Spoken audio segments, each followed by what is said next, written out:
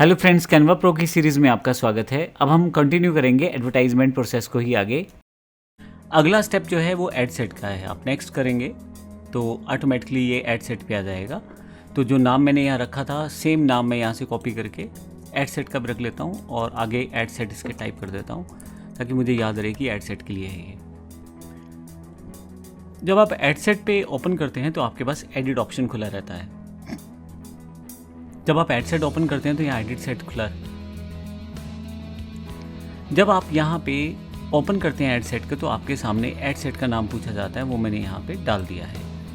और अब नीचे की तरफ अब बारी बारी से इन सब ऑप्शंस को देखते हैं। नीचे की तरफ कन्वर्जन ऑप्शन है। अब यहाँ पे कन्वर्जन लोकेशन क्या हो।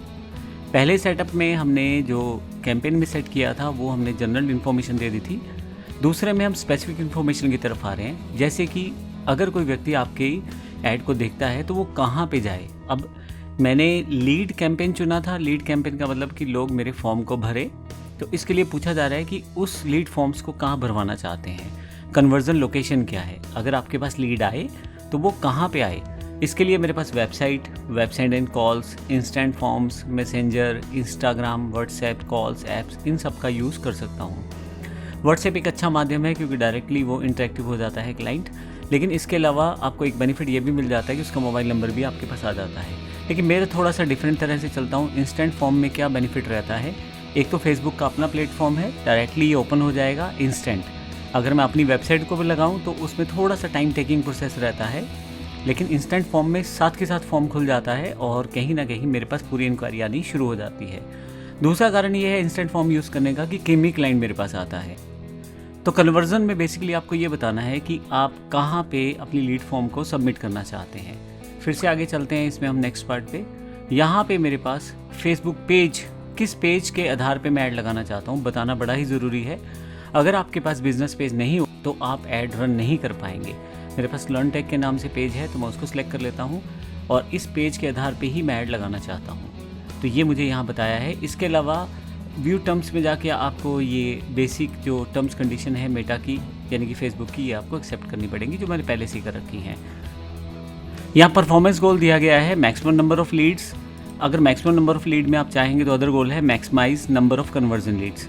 मैक्सिमम नंबर ऑफ़ लीड का मतलब ये है कि ज़्यादातर उन लोगों को ऐड दिखाई जाती है जो अपनी इन्फॉर्मेशन को वहाँ सबमिट करना प्रेफर करते हैं बिना कुछ ज़्यादा इन्फॉर्मेशन एक्सट्रैक्ट किए हुए वहाँ से। लेकिन maximum number of conversion lead में वहाँ पे एक बार रिकन्फर्मेशन रहती है, जिसमें रिकन्फर्मेशन के बाद ही जो फेसबुक है उनका डेटा एक्सेप्ट करता है। तो कहीं ना कहीं बेहतर कन्वर्जन लीड्स आपको maximum number of conversion lead से मिल जाती हैं। अभी फॉर द टाइम बीइंग मैं मैक्सिमाइज नंबर ऑफ़ लीड से लेना चाहता हूँ इन्फॉर्मेशन को। फाइनली कोस्ट पर रिजल्ट गोल में आप ये बता सकते हो कि पर आपका लीड कितना प्राइस आपको रह सकता है या आप कितना तय करना चाहते हो। हालांकि ऑप्शनल है, इसको अभी छोड़ते हैं हम लोग। डायनेमिक क्रिएटिव का मतलब ये है कि फेसबुक खुद ही आपके द्वारा दिए गए इमेजेस को, वीडियोस को, मीडिया को या टेक्स्ट को एक कम्बिनेशन के रूप में कस्टमर या एक कम्बिनेशन के रूप में ऑडियंस के सामने लेके जाएगा और जो वहाँ पे ज़्यादा रिस्पॉन्डिंग रहता है इमेज, टेक्स्ट या वीडियो, उसको वो ज़्यादा से ज़्यादा आगे रखेगा। ये डायनेमिक क्रिएटिव एक अलग तरह का टूल है जो फेसबुक ने दिया है। डिफ़ॉल्ट ये ऑप्शन ऑफ है लेकिन आप इसे ऑन कर सकते हैं। तो फेसबुक खुद ही कम्बिनेशन बनाता चला जाएगा आपकी मीडिया के, और जो मीडिया ज़्यादा बेहतर तरीके से परफॉर्म करेगा उसको ज़्यादा दिखाया जाएगा। हालांकि मैंने इसको अभी ऑफ रखा है। फिर आता है बजट एंड शेड्यूल, जो इम्पोर्टेंट पार्ट है। बजट, यहाँ पे आप लाइफ टाइम बजट और डेली बजट दो तरह से सेट कर सकते हैं। लाइफ टाइम का मतलब ये है कि वो ऐड अपने लाइफ टाइम बजट को कंप्लीट करेगी और फिर उसके बाद वो ऐड बंद हो जाएगी। डेली बजट में ये है कि आपकी ऐड बंद नहीं होगी लेकिन वो आप डे टू डे के हिसाब से चलना शुरू कर सकते हैं। और यहाँ पे मैं 100 रुपये यहाँ डाल देता हूँ तो डेली बजट मान लीजिए मेरा 100 रुपये का है तो पर डे 100 रुपये के हिसाब से मेरी ऐड चलेगी। अब मैं आपको ये भी बता दूँ कि एक इम्पॉर्टेंट पार्ट ध्यान रखिएगा, इसमें लगभग 18% जीएसटी रहता है। तो अगर आप 100 रुपये डाल रहे हैं तो मान के चले कि 18% जीएसटी कटने के बाद लगभग आपके पास 82 रुपये समथिंग की ऐड आपके पास चलने वाली है। तो इस चीज़ का ध्यान रखते हुए चलना है कि आप कितना पैसा लगा रहे हैं और उसमें से कुछ जो टैक्स का है वो भी कटने वाला है। इसके अलावा कब से आप स्टार्ट डेट करना चाहते हैं, यानी कि आप कब से इस ऐड को प्रमोट करना चाहते हैं, और फिर टाइम क्या है वो आप सेटअप कर सकते हैं। मैं इसको अभी 17 तारीख से सेटअप कर सकता हूँ और फिर अगर एंड डेट रखना चाहते हो तो एंड डेट रख सकते हैं, वो आप खुद सेटअप कर सकते हैं। मैं यहाँ से जो डेट है उसके अकॉर्डिंग मैनेज कर सकता हूँ। अब यहाँ पे डेट में यहाँ मैं टाइम सेट कर देता हूँ। तो मैंने 16 तारीख को 5 बजे का टाइम सेट कर दिया है। यहाँ अगर आप चाहें तो एंड डेट सेटअप कर सकते हैं, उस डेट को जाके आपकी ऐड बंद हो जाएगी, लेकिन अभी मैं एंड डेट नहीं सेट कर रहा। आप नेक्स्ट जो ऑप्शन है हमारे पास बजट शेड्यूलिंग का है। आप एक पर्टिकुलर टाइम के बाद अपने बजट को बढ़ा सकते हो। इसका एग्जांपल कुछ इस तरह से है कि मान लीजिए मैं कोर्स बेचना चाहता हूँ। सुबह मेरे पास ऐसे लोग स्टूडेंट्स वगैरह बिजी रहते हैं पढ़ाई में, जैसे स्कूल में, कॉलेजेस में, इंस्टीट्यूशंस में, तो क्यों ना मेरा जो ऐड का बजट है वो ज़्यादा खर्चा जाए शाम को, क्योंकि शाम को वो लोग फ्री रहते हैं। तो ऐसे प्रोसेस पे आप बजट शेड्यूलिंग कर सकते हैं। अगर आप यहाँ शेड्यूल करते हैं तो फिर आपको बताना पड़ेगा कि कब और कितना बजट बढ़ाया जाए, जैसे स्टार्ट कब से कब तक और फिर एंड कब से कब तक, और कितना बजट आप उस पर्टिकुलर टाइम पे बढ़ाना चाहते हो वो आप बता सकते हो। अभी मैं इसे ऑफ रखता हूँ। नीचे की तरफ चले जाएं, ऑडियंस कंट्रोल। यहाँ पे आपके मेन ऑप्शन शुरू हो जाएंगे जो कि हमने पहले भी डिस्कशन किया है, लेकिन अब यहाँ पे जो 4th चैप्टर था डेमोग्राफिक, इंटरेस्ट और बिहेवियर, यहाँ पे बड़ा इंपॉर्टेंट पार्ट अदा करता है। सबसे पहले तो आप लोकेशन सेट करें, किस लोकेशन पे आप ऐड लगाना चाहते हैं। अभी मैंने इंडिया लिया है, आप एडिट कर सकते हैं इसे यहाँ से, और ब्राउज़ करके लोकेशन आप सेटअप दोबारा भी कर सकते हैं। आप किसी पर्टिकुलर एरिया के लिए ऐड लगाना चाहते हैं, अम्बाला हरियाणा, तो आप पर्टिकुलर अम्बाला के लिए, मैं अम्बाला से हूँ, मान लो मेरा कोई लोकल स्टोर है, कोई लोकल बिजनेस है, तो यहाँ पे ऐड दिखाना चाहूँगा मैं, इसके लिए मैं अम्बाला सेट कर सकता हूँ।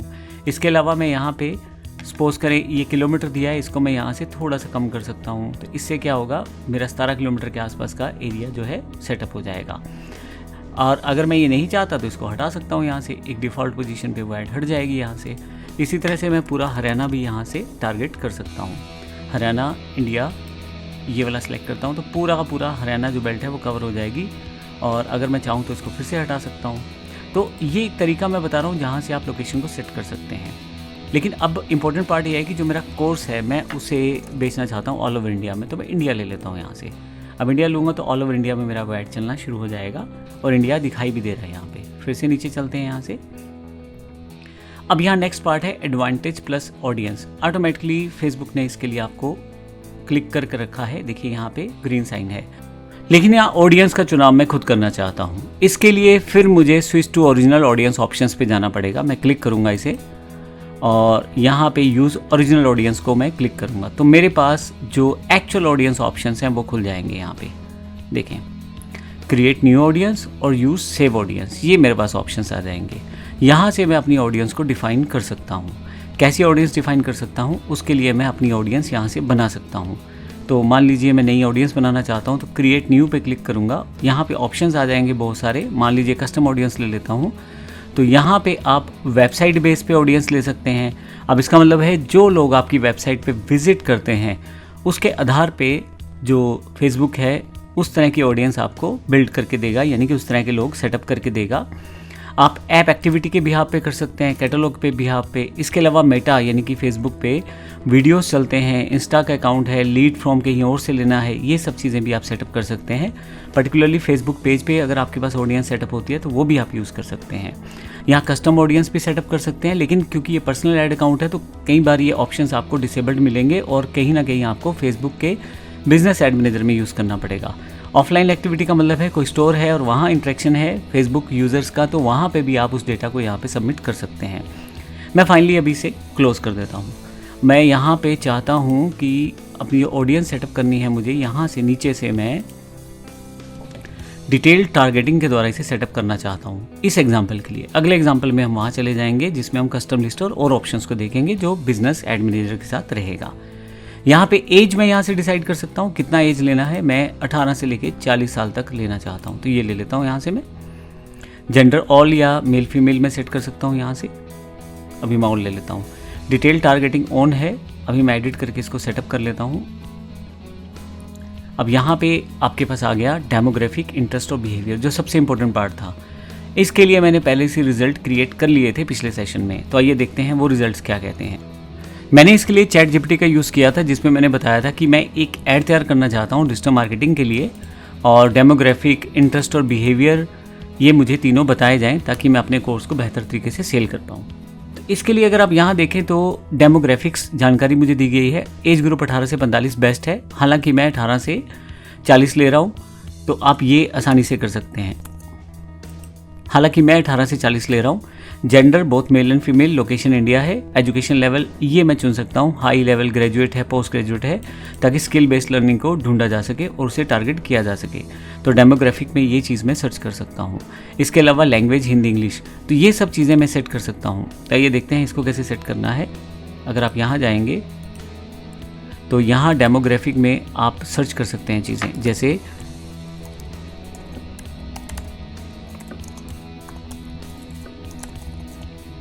हाई स्कूल डाल देता हूँ। तो यहाँ पे अगर आप देखेंगे तो आपके पास interest, education level, school, university, सामने की तरफ आपके पास काफ़ी सारी चीज़ें दिखाई गई हैं। अब मुझे लगता है कि ये वाला हाई एजुकेशन, अब यहाँ अगर आप ध्यान से देखेंगे तो हाई स्कूल में प्राइमरी सेकेंडरी एजुकेशन इंटरेस्ट का है, एजुकेशन लेवल का है, सम हाई स्कूल का है, education level at high school का है, और वाइट हेवन, इसमें और स्कूलों के नाम भी हैं यहाँ पे। तो बहुत सारी चीज़ें यहाँ हैं। मैं चाहता हूँ कि जो लोग अब स्कूल पार कर चुके हैं, जो फ्री हो चुके हैं स्कूलिंग से, तो इनको मैं क्लिक कर दूंगा तो ये मेरे पास ऐड हो जाएगा एक ऑप्शन के रूप में यहाँ पे। इसी तरह से फिर से मैं जाता हूँ वापस, मैं इंटरेस्ट वाइज भी चीज़ों को सेटअप करना चाहता हूँ। तो उन लोगों को जिनको डिजिटल मार्केटिंग में इंटरेस्ट है, फेसबुक ऐड में इंटरेस्ट है, गूगल में ऐड में इंटरेस्ट है, एफिलिएट मार्केटिंग में इंटरेस्ट है, इनके आधार पे भी मैं अपनी जो टारगेट ऑडियंस है सेट कर सकता हूँ। यानी कि मैं अपनी ऐड उन लोगों तक पहचानना चाहता हूँ जो इस तरह का इंटरेस्ट रखते हैं। मैं यहाँ पे टाइप कर देता हूँ डिजिटल मार्केटिंग। अब देखिए डिजिटल मार्केटिंग इंटरेस्ट जो है मार्केटिंग वाला मैं ले लेता हूँ, तो ये मैंने एक टर्म ले ली है। इस तरह से आप बाकी टर्म्स को चूज़ कर सकते हैं। इसी तरह से मैं बिजनेस, इसी तरह से नेक्स्ट पार्ट में बिहेवियर्स को टारगेट कर सकता हूँ। मैं सिर्फ आपको एग्जाम्पल दे रहा हूँ, एग्जाम्पल के साथ आप वो सब चीज़ें कर सकते हैं कि किस तरह से आप इन बारी बारी से एक चीज़ को, टर्म को आपने क्लिक करना है। बिहेवियर्स में आपके पास वो लोग जो बिजनेस और मार्केटिंग रिलेटेड कंटेंट पढ़ते हैं उनको पिक कर लिया जाए। और इसी तरह से मैं इसको कॉपी कर लेता हूँ। डिजिटल, जो लोग ऑनलाइन कोर्स एड्स देखते हैं या अर्निंग ऑनलाइन करना चाहते हैं, ये इस तरह के वीडियोस देखते हैं या वेबसाइट्स देखते हैं, डिजिटल प्रोडक्ट्स और ऑनलाइन कोर्सेज़ की जानकारी लेना चाहते हैं या लेते हैं वो, या उन्होंने पहले कोई परचेज़ किया हुआ है प्रोडक्ट, तो इस तरह के लोगों का जो बिहेवियर है उस तरह के लोगों को मैं टारगेट करना चाहता हूँ। तो मैं कॉपी कर लेता हूँ इसको, फिर से यहाँ आके मैं पेस्ट कर देता हूँ इसको।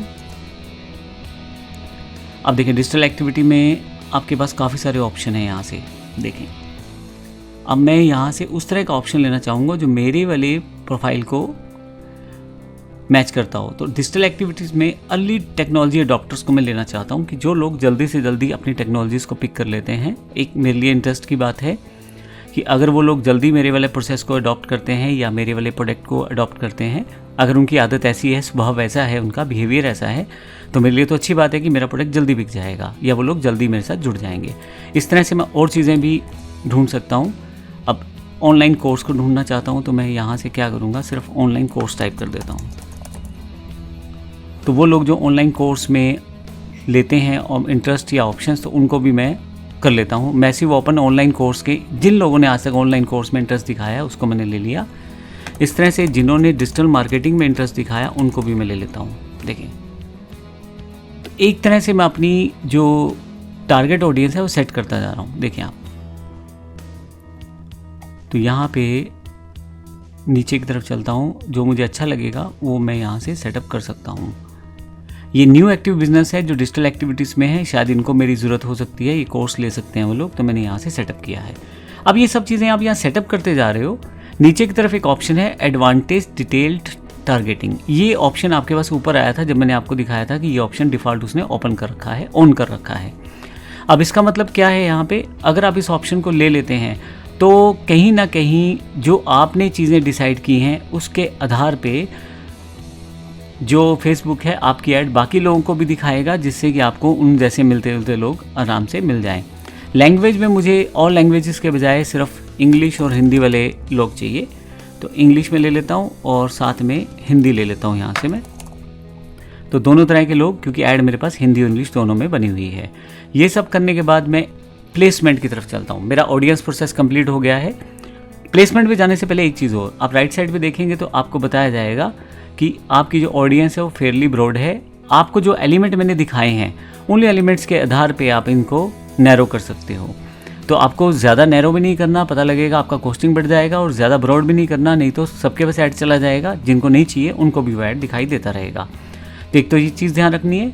उसके बाद यहाँ से एस्टिमेशन ऑडियंस साइज़ इन्होंने दे दिया फेसबुक ने निकाल के, और जो मैंने प्राइजिंग सेट किया था 100 रुपये के हिसाब से 3 से 10 लीड मेरे पास आएंगी, जबकि मेरी जो ऐड की रीच जाएगी वो 2300 से लेके 6700 लोगों के आसपास, 2.3K से लेके 6.7K लोगों तक वो जा सकती है। तो 3 से 10 लीड्स जो मेरे पास आएंगी, उन 10 लोगों से मैं बात करके अपने प्रोडक्ट को पिच कर सकता हूँ। ये मेरा दूसरा स्टेप था। मैं इसको नेक्स्ट कर देता हूँ। तो जैसे ही नेक्स्ट करता हूँ तो मेरे पास अगला जो स्टेप आ जाता है वो है ऐड क्रिएशन का। इसको मैं अगले पार्ट में कवर करूँगा। देखेंगे हम ऐड को किस तरह से प्रैक्टिकली तैयार कर सकते हैं। धन्यवाद।